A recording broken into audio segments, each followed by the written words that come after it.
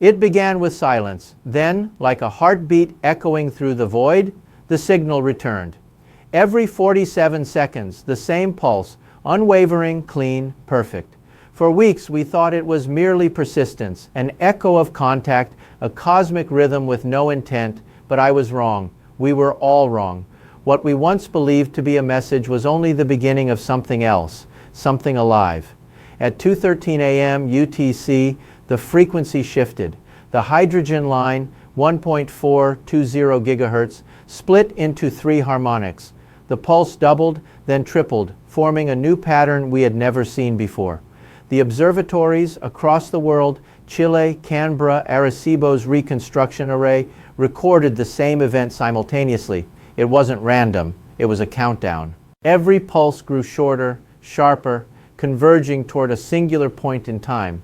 6:47 a.m., exactly the same hour when we had first lost contact with several high-altitude satellites months ago during 3IATLAS's previous maneuver. It was not a coincidence. Something was about to happen. I remember the way the room felt. The air dense, almost electric, the monitors flickering like nervous eyes. If it's a countdown, one of the engineers whispered, then what happens when it reaches 0? No one answered. We were scientists, explorers of the unknown, but at that moment, we were children again, staring into the dark, afraid of what might look back. When the final pulse struck, everything went still. No data, no noise, not even background cosmic radiation. The instruments went blind, as if the universe itself had paused to listen. Then, through that silence, came the light. It wasn't visible light. It was something deeper, something that bent the very definition of perception. Infrared detectors lit up first, then ultraviolet, then X-ray. The pattern formed a spiral, logarithmic, deliberate, emanating from the position of 3IATLAS. The same spiral we had reconstructed from the encoded signal, the golden ratio itself blooming in the vacuum of space. Only this time it wasn't a code, it was an act. 3IATLAS was no longer reflecting light, it was creating it. Across every wavelength, the object began to pulse in sync with Earth's magnetic field. Every 47 seconds, the North Pole registered a measurable deviation, a subtle shift, like the planet was answering. The object wasn't speaking to us through radio anymore. It was speaking through our world. I tried to rationalize it: electromagnetic interference, solar activity, instrumental drift, anything. But when the auroras appeared, perfectly symmetrical rings above both poles, dancing in resonance with each pulse, every rational thought evaporated. The planet itself had become part of the transmission. NASA called an emergency assembly. The European Space Agency locked down all communication channels.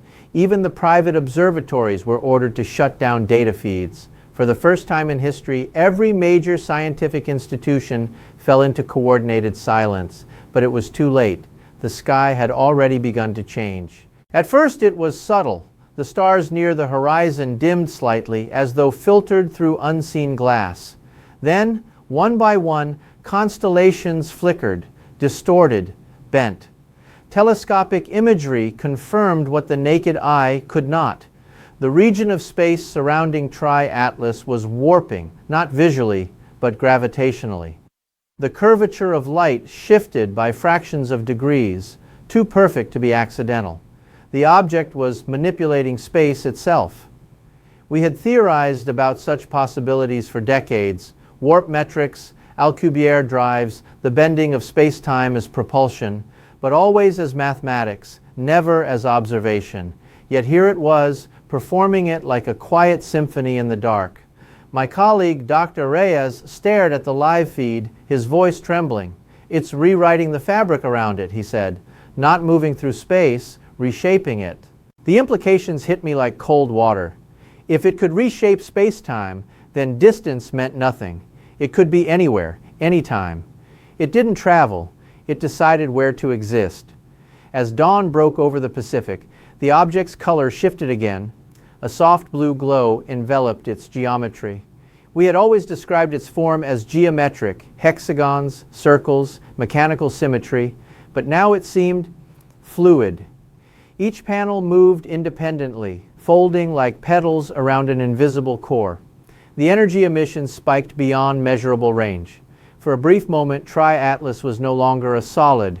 It was a field, a lattice of light and structure oscillating in unison. And from its center, another signal emerged. This time, not radio, but gravitational. The detectors in Italy and Japan went haywire, recording ripples that mimicked micro black holes, yet without mass collapse. The signal was structured, modulated in harmonic intervals. It was music written in gravity. And that's when I realized this was communication beyond biology, beyond language. It wasn't trying to tell us something, it was showing us what it was capable of. Every law we thought immutable, energy conservation, entropy, causality, was being demonstrated as optional. The object wasn't breaking physics. It was demonstrating ownership of it. Hours passed, yet no one moved. Every scientist on the network stared at the cascading data streams like monks before scripture. We were witnessing the birth of something that defied our species' entire understanding of reality. At 9:12 a.m., the gravitational pulse ceased. The light folded back into its form. Silence returned. But this time, the silence felt different. It was waiting. Minutes later, Earth responded. Deep beneath the crust, seismic sensors in multiple continents began detecting micro vibrations synchronized with the last 3IATLAS pulse. Oceans shifted by millimeters. The ionosphere fluctuated with unusual coherence. Whatever the object had done, it had resonated with the planet's core. I leaned closer to the console, reading the oscillations. The numbers were not random. They matched the same sequence of prime intervals from the earlier message. 2, 3, 5, 7, 11. The planet was echoing the message back. That was when I whispered what none of us wanted to believe. It's not just observing us anymore, it's connecting. Within the next hour, satellites that had been long inactive, retired weather probes, defunct communication relays, suddenly rebooted. Their systems, untouched for decades, began transmitting unknown telemetry back to Earth. When decoded, the data showed the same pattern, the golden spiral repeating endlessly as if the machines themselves had been awakened by the signal. This was not communication, this was synchronization. From the International Space Station's vantage, astronauts reported faint glimmers across the dark side of the Earth, thin, moving lines of light sweeping the oceans, converging near equatorial zones. Ground radar picked up the same anomaly. Faint, structured energy traces circling the planet like veins of light beneath the atmosphere. Every model pointed to one conclusion. 3IATLAS was constructing something. We didn't know what, an energy lattice, a field, a network, but its symmetry was undeniable. The orbital pattern mirrored the Fibonacci spiral, wrapping around Earth's magnetic equator in intervals of perfect mathematical harmony. It was not attacking, it was aligning. When I presented this to the Council of Agencies, they demanded a shutdown of all broadcasts to prevent panic. They didn't understand. You can't shut down the sky. You can't mute the language of the cosmos. By evening, the lights were visible even to the naked eye. Faint silver arcs stretching across the night, pulsating softly, like the veins of a sleeping organism. 3IATLAS remained suspended beyond the moon's orbit, still glowing, still pulsing, still watching. I remember turning to my assistant and whispering, "It's teaching us something." She looked at me, eyes wide. "What if it's not teaching?" she said. "What if it's calibrating?" I didn't have an answer, because deep down I knew she might be right. And somewhere above the clouds, beyond the reach of any human voice, 3IATLAS continued to pulse, steady, deliberate, patient, as if waiting for Earth to finish its response. It had found us, and now it was making sure we were ready. For 3 days, the lights never stopped. They shimmered across the atmosphere like veins of consciousness pulsing through the skin of the planet. Every 47 seconds, they brightened, then dimmed, as though the world itself were breathing in sync with something greater. We measured it, analyzed it, doubted it. Yet the results never changed. The oscillation was perfect, too perfect. By the 4th day, the pulse began affecting magnetic instruments worldwide. Compasses drifted by fractions of degrees. GPS networks desynchronized. Aircraft reported navigational glitches, and yet no system collapsed completely. It was as if 3IATLAS knew how far it could push before breaking us. A test, a calibration. The signal at 1.420 gigahertz persisted, though it had evolved into a dual-layer code. The first layer was mathematical, repeating the same prime sequence. The second was something else, structured intervals resembling modulation patterns of human speech, but stretched beyond recognition as if spoken by a voice older than time. When decoded, it formed no words, no language we could parse, only rhythm, intention. 11:43 p.m., we received an unexpected return signal, not from space, but from Earth. Deep within the South Pacific, one of the oceanic hydrophones, devices meant to monitor underwater seismic activity, detected a response echoing 3IATLAS's pulse. It wasn't reflected sound. It was generated locally from beneath the seafloor. I stared at the waveform on my monitor. "That's impossible," I said aloud. The hydrophone operator just nodded silently. The pattern matched. The planet was talking back. NASA immediately dispatched remote submersibles to triangulate the source. Every reading pointed to a region near the Tonga Trench, one of the deepest scars on Earth's surface. But when the submersibles descended, their instruments began to fail. Cameras froze, sensors flickered. Then, amid the static, a single frame appeared, an impossible one. In the darkness of the trench, glowing hexagonal patterns shimmered across the rock wall, identical to those on the surface of 3IATLAS. The same geometry, the same spacing, the same silent rhythm. It was as if a reflection of the object had awakened beneath our oceans. "Are you seeing this?" I whispered. No one answered. Every scientist in the room sat frozen. The feed went dark, replaced by static. Then, for a brief instant, our seismic detectors picked up something extraordinary, a vibration from deep within the Earth's mantle, repeating the prime sequence again. I realized it then. 3IATLAS wasn't sending a message to us, it was sending it to the planet. Over the next 48 hours, strange phenomena spread globally. In Siberia, compasses spun in slow circles. In Chile, luminous arcs appeared above volcanoes. Migrating birds abandoned their usual paths, following invisible lines across the sky. Ocean currents shifted minutely, synchronizing with the planetary pulse. Governments denied everything, of course. They issued statements about magnetic disturbances, solar fluctuations, instrument recalibrations, lies wrapped in familiar language. But behind closed doors, they were terrified. Everyone was, because deep down, we all understood what this meant. The object wasn't visiting Earth, it was integrating with it. By the seventh day, the signal pattern began to expand. The pulse at 47 seconds shortened to 45, then 43. Each reduction coincided with a measurable increase in electromagnetic resonance across the planet's ionosphere. The harmonics aligned precisely with known Schumann frequencies, the natural electromagnetic rhythm of Earth itself. 3IATLAS had found our planet's heartbeat, and it was tuning it. At the observatory, we watched as new frequencies emerged, harmonics that should not exist, overlapping natural resonance bands, creating what one engineer described as a standing wave of awareness. I laughed at first, but the data silenced me. The numbers were too clean, too structured, too intelligent.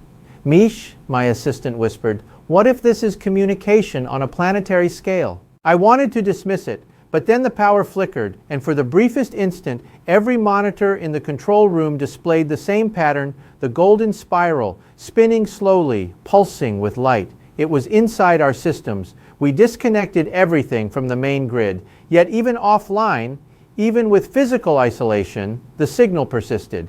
Somehow it had propagated through electromagnetic resonance itself. The air hummed faintly, as if the building's concrete walls had become antennas. The hum was not random. It vibrated in F-sharp, a frequency known to resonate with the Earth's core. It wasn't just data anymore. It was physical. Across the world, reports flooded in. Power plants temporarily surged without overheating.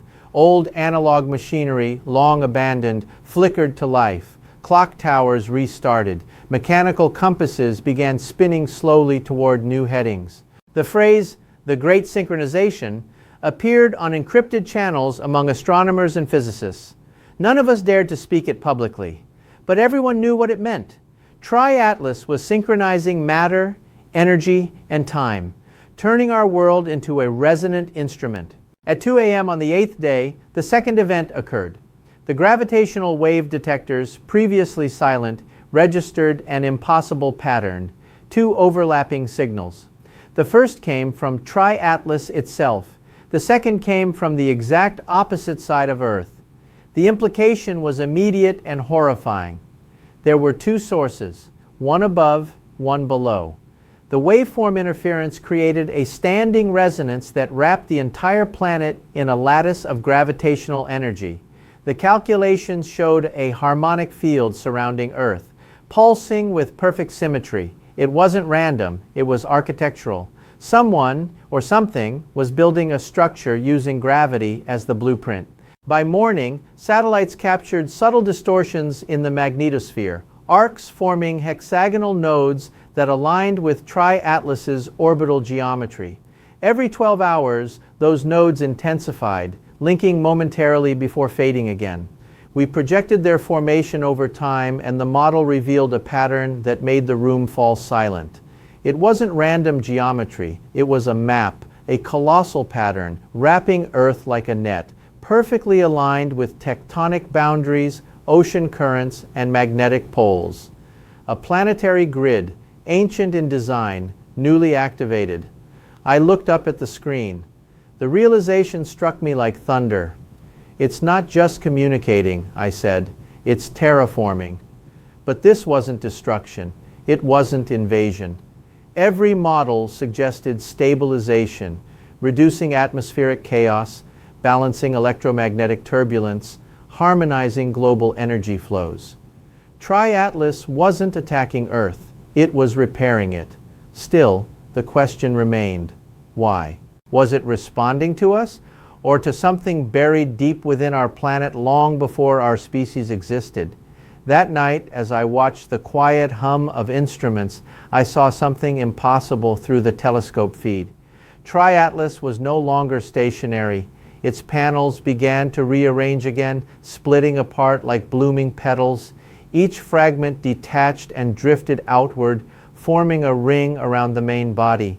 7 fragments, perfectly spaced, each one pulsing in unison with the Earth's resonance. My voice trembled as I whispered, "It's duplicating." No one spoke. Outside, the night sky flickered with faint blue veins stretching across the horizon. Somewhere between fear and awe, I realized that the object's purpose was far beyond communication or study. It was orchestration. The universe wasn't silent anymore. It was singing through us.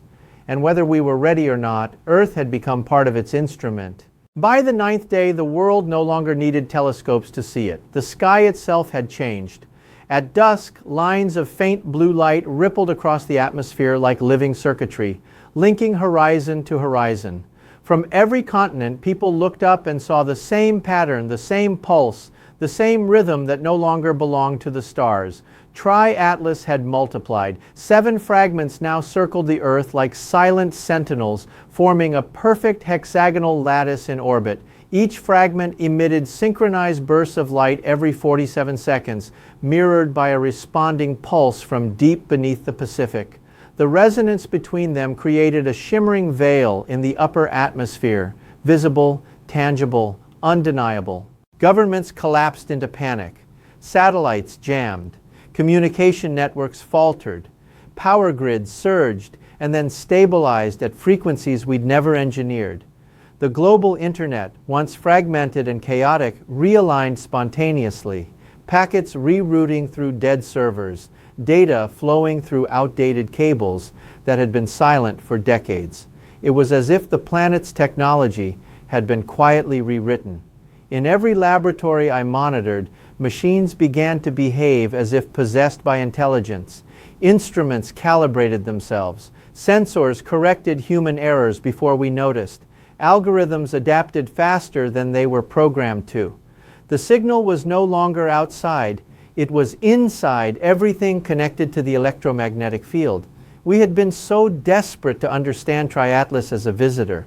We never considered that it might have found a way to inhabit us. At 3:14 a.m. UTC, all 7 fragments emitted a burst of light so intense it temporarily blinded every orbital telescope. The pulse lasted exactly 11.47 seconds, an echo of the original hydrogen frequency, but its energy output was unprecedented.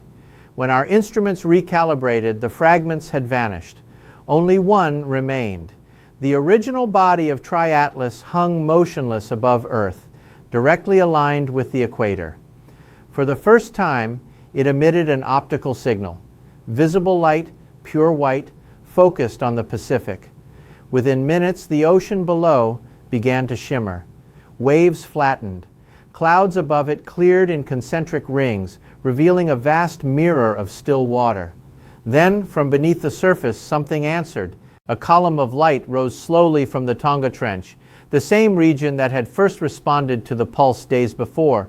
It wasn't fire or plasma or vapor. It was structured light, lattice-like, geometric, composed of the same hexagonal matrices we'd seen on 3IATLAS's hull. The two sources, one above, one below, aligned perfectly, forming a vertical bridge of radiance that connected space and sea in a single beam. Every gravitational sensor on Earth went mad. The planet trembled, not violently, but rhythmically. A resonance deep and ancient reverberated through the mantle, through the oceans, through us. For a few seconds, everything living seemed to pause. The air itself thickened with pressure. Hearts skipped beats, clocks stuttered, and then the hum began. It wasn't sound in the usual sense. It was vibration carried through bone, through air, through light. A single note that seemed to exist beyond frequency, beyond comprehension. And then, as it deepened, we began to hear the pattern hidden inside it. The prime sequence repeating endlessly 2, 3, 5, 7, 11, until it dissolved into a continuous harmonic field. The universe was no longer speaking in numbers. It was singing in structure.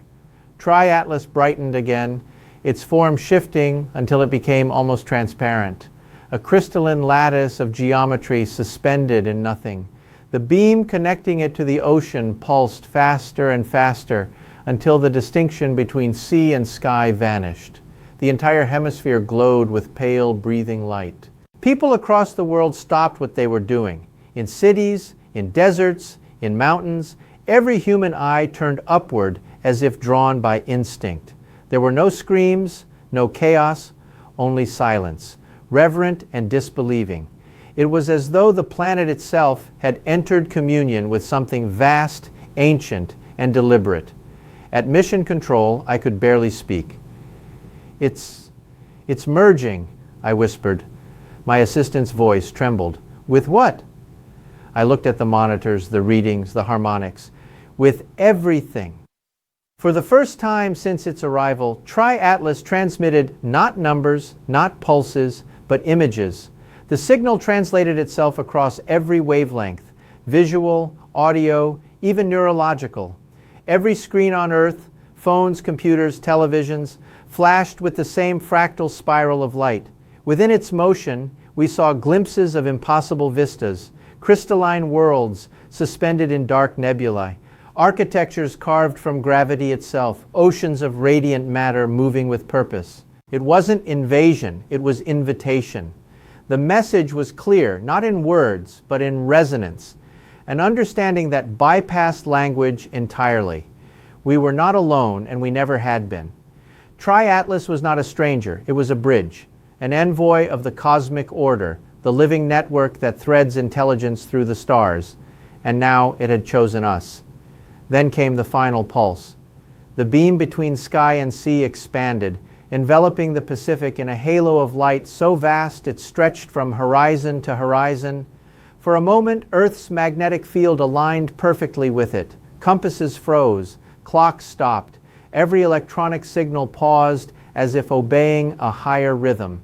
In that frozen instant, I felt something impossible, an awareness not my own, flowing through my mind like light through glass.